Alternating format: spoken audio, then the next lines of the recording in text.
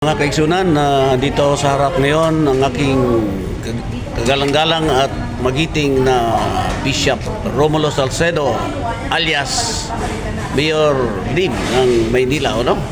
So siya po ay ang kanang kamay ni Pastor Wilde Almeida ng Jesus Miracle Crusade. At siya po ay isa sa mga instruments para lumago ang Jesus Miracle Crusade sa buong mundo, no? So ang topic po natin ngayon ay tungkol sa giyera ng Iran versus US plus Israel. So Bishop, dumati muna kayo sa iyong mga taga-hanga kasi meron din siyang YouTube na Agape Love, okay? So bumati muna kayo, Bishop at Mayor Lim. Maganda. Hapon po, anumang oras na pinapanood na ngayon, ako po ay nagpapasalamat sapagkat ang aking kaibigan, si Brother Chris Carrido, ay naimbita ko para sa isang interview.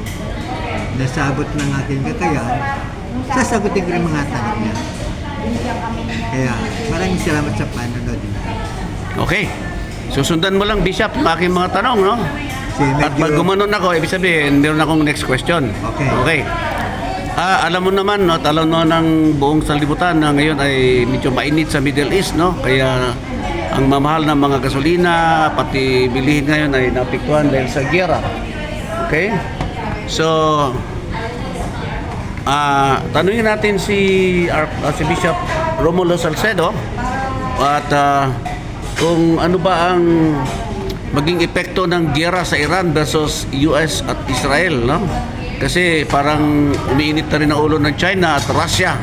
So, Bishop Romulo, ano magiging epekto nito sa ating global economy at global peace at baka magkaroon third world war, sabi nila, no? Ano po masasabi niyo tungkol sa giyera?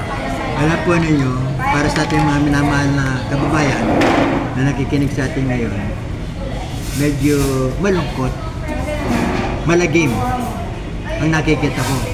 Kapag nagpatuloy ang giyera ito, unang-una, apektado tayo. Apektado tayo sapagkat umangkat tayo ng langis, magkakaroon ng worldwide recession dyan na lahat ng mga bansa na umangkat ng langis ay mapektuhan talaga. Ngayon, kapag ito ay nagpatuloy at ito ay lumuba, hindi papayag ang mga Islamic countries na dito kabilang ang Iran na basta ganun lamang mangyayari. Siyempre, tutulong yan.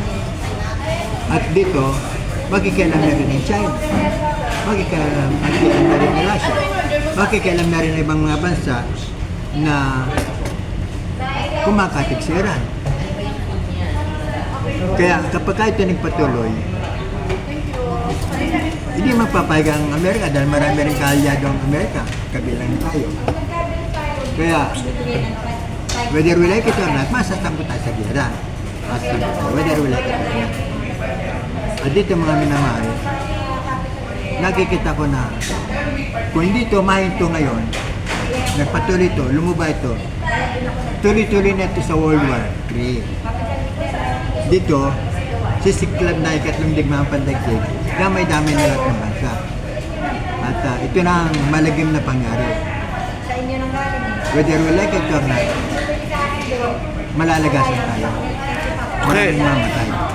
Okay, Bishop.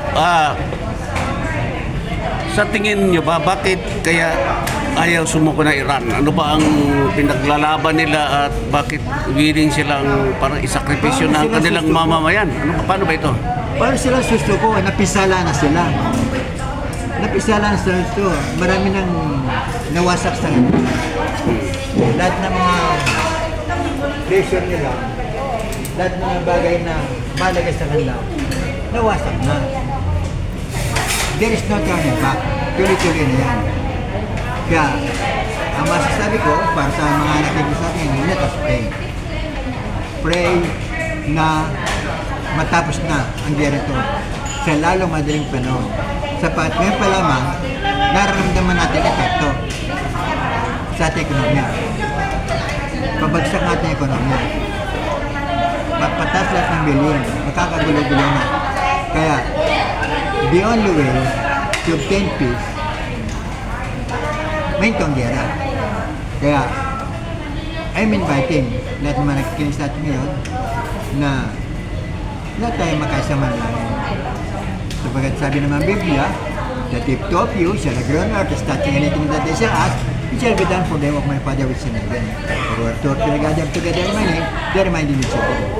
Walang imposible siguro. Kapag tayo, nakaisa tayo, sama-sama tayo lang, medyo nangyari ito, para magbalik na sa kapaipan, huwag na matuloy yung World War III, ay manlangit tayo sa Lord. That is the only solution to this worldwide problem. Yan lang po aking masasabi. Ito pa, dagdag no, Bishop. Sa tingin nyo ba, tama yung ginawa ng US o Trump at saka Israel na bumbahin talaga at napatay na yata nila si Khamenei, di ba? Tama po ba yung move ng Israel at US? Hindi ba ito nakakagalit sa Russia at China para magkaroon na ng World War III, no? Parang ang gulo na ng mundo, no? Actually, ang main reason kung bakit ginyerang Iran, kasi nga ayaw ng US na mag-imbak sila ng mga nuclear weapon na makakapinsala sa mundo. Kasi paglabag yun sa kasundo nila na walang gagawa na anong bagay na makapinsala sa sangkatawan.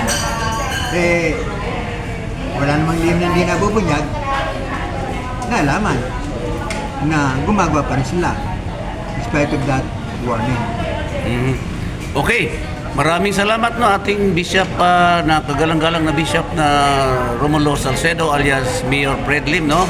Aixing lang ating interview kasi ayaw naming mainip kayo. So mga 7 minutes na po ito hanggang 8 minutes po, no. So yun po, narinig niyo po ang opinion at statements ng ating kagalang-galang na Bishop Romulo Salcedo, no. So mga kapatid, kababayan ko, makinig kayo dito sa kanyang mga sinasabi at ito si King Prince para sa Travel 369. Laging manood, sumunod sa aking mga contents. Maraming salamat po.